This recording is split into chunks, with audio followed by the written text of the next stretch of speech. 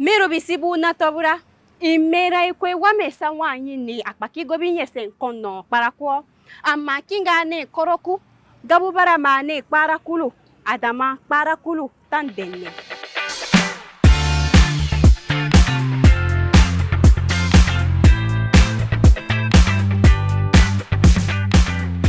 Bienvenue dans le 3e épisode de la série Parakou Story. Dans l'épisode précédent, nous avons découvert l'origine du nom Parakou. Aujourd'hui, nous allons découvrir l'origine du deuxième nom, Cité des Koboro, attribué à la ville de Parakou. Elle est liée à la naissance du royaume de Koboro au palais de Sinanguru.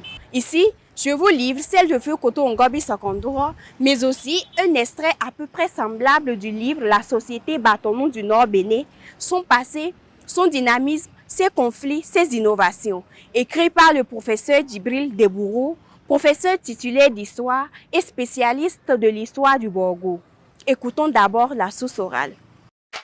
Entre-temps, au cours d'une guerre de razzia que le roi de Niki a dépêché à Savin, ils ont ramené les esclaves et parmi le groupe qu'on a livré à Niki se trouvait une veuve, la veuve du roi de Savin, avec un enfant, un garçon que le roi a pris et en a fait un enfant adoptif.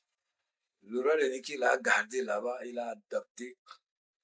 Il est resté à côté du roi. Maintenant, à l'âge de 40 ans, il a commencé déjà, les princes autochtones ont commencé déjà à soupçonner.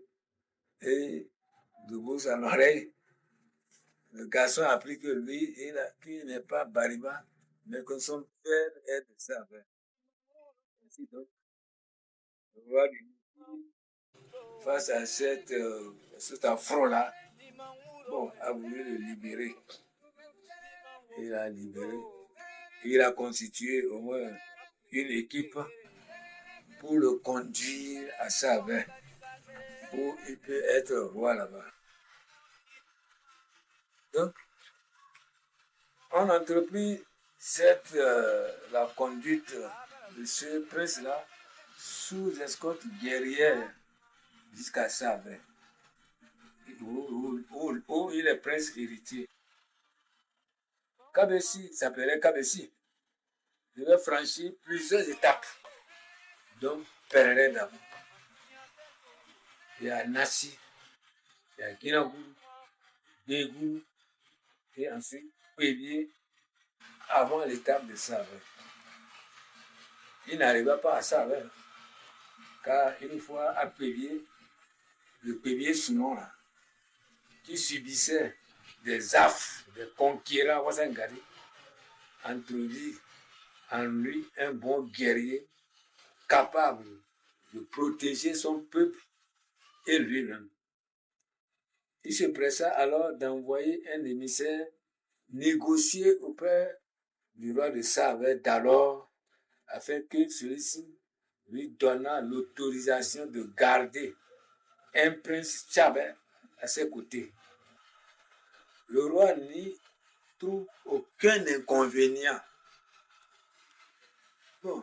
Aussi, le dit-il en langue Tchabin, Koburu.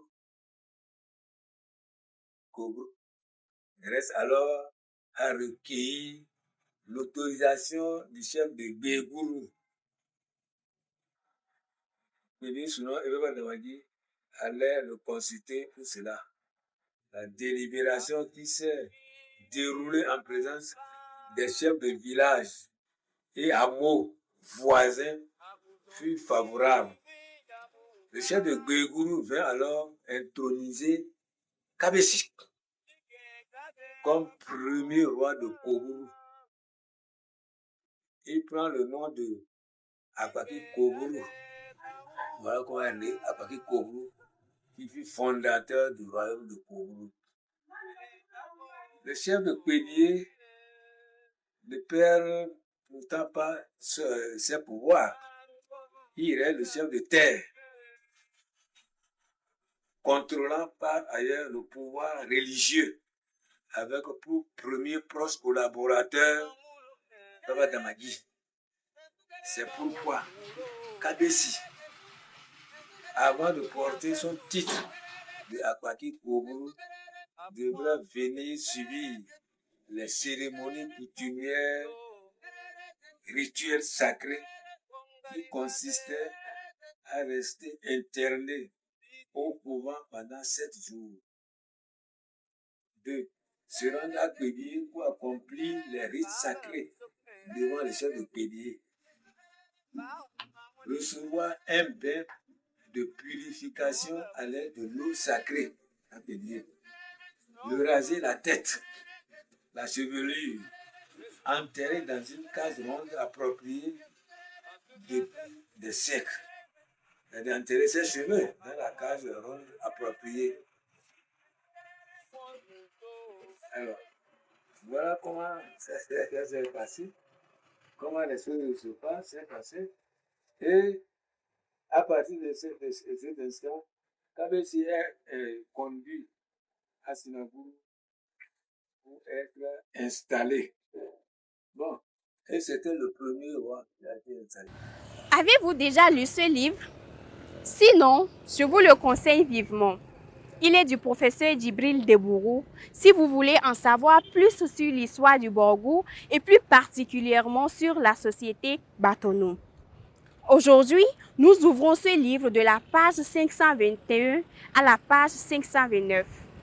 D'après les sources de l'historien, le roi de Savè possédait une bouilloire lumineuse. Informé, le roi de Niki demanda à ses troupes de retourner à Savè lui apporter soit la dite bouilloire, soit la tête du roi de Savè. Entre-temps, le roi de Savè avait fait soigneusement cacher la dite bouilloire. C'est donc la tête du roi qui repartira à Niki, mais aussi une de ses épouses, jeune veuve nourrice, d'une beauté très captivante qui ne laissa pas le roi indifférent.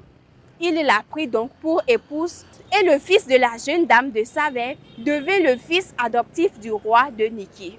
Il l'éleva dans la pure tradition Wassangari au point où le jeune homme devint si intrépide et grand leader qu'il suscita de la méfiance entre les princes légitimes et leur mère qui craignaient qu'un jour, le fils adoptif usurpa du trône.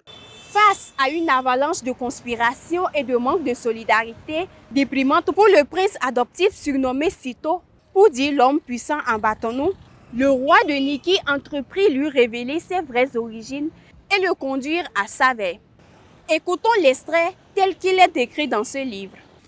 Mais Sito, passant par Sinagouru, s'émerveilla devant le site de cette localité et déclara « Cet endroit me plaît.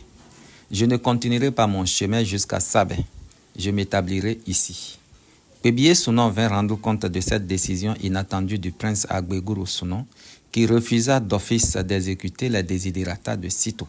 « J'insiste pour dire de l'accompagner à Savè, sinon je ne réponds plus de rien, » répliqua fermement Agbeguru Sounon. Alors le cortège s'ébranla en direction de Savè, où il fut accueilli avec les honneurs dus au rang de Sito, qui n'attendit pas longtemps pour annoncer au roi en place à Savè son intention de retourner au Borgou pour s'installer à Sinagouru. Le roi de Savè s'exclama « Koburu », littéralement traduit « cela ne fait rien », c'est-à-dire « je consens ». Réalisant son vœu, le prince quitta Savè pour Sinagouru. On rendit compte une fois encore à Agbeguru Sounon qui capitula. S'il en est ainsi, Pébié Sounon coiffe-le. Il devint le premier bourou, roi de Sinagouru.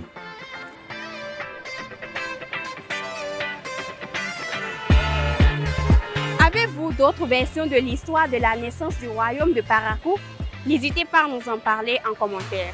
Dans l'épisode 4, nous allons découvrir les rituels d'intronisation des rois ici à Parakou.